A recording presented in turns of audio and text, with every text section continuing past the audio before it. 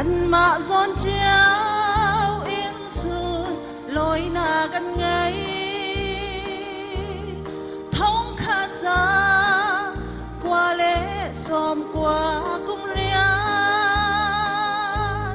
ô cát ni riêng chu a sung lối khu là khu ngã cha dâu khăn can thóc ni phil khó xí lâu can cha a sung tu khri pha kum re min sung loi silver kum col kum nga tiếng lầm xuôi tu bôi pa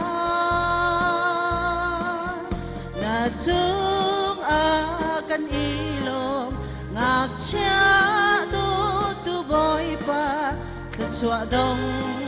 lâu in run pe cao na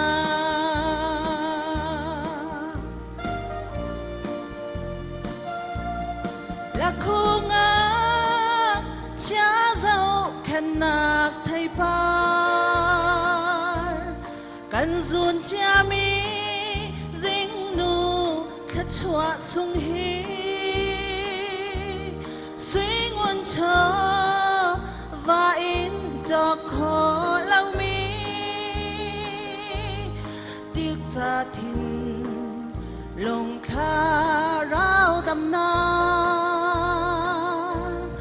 đặc sa thìn lồng thác phọc na ca si tha giang choa in mai nor chi nu si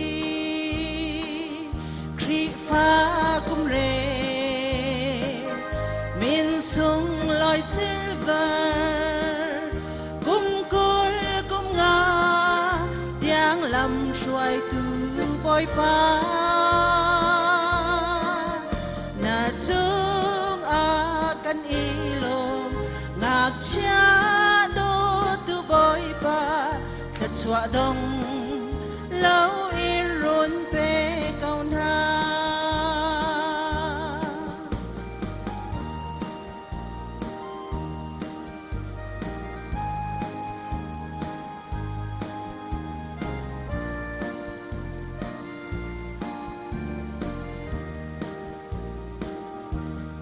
rồi tu ni ngak cha chu an don na Giêsu ni chun rat pi nau ati apom tha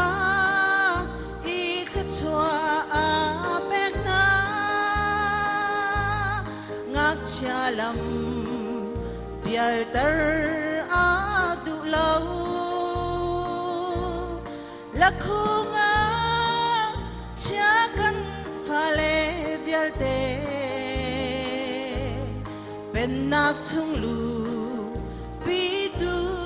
kan silai khri pha kum re min sung loi silver kum col kum nga tiếng lầm xuôi tu bôi pa na chung a kan ilom ngak cha do tu bôi pa khất chua dong lâu in run pe cao na na chung a kan ilom ngak cha do tu bôi pa khất chua dong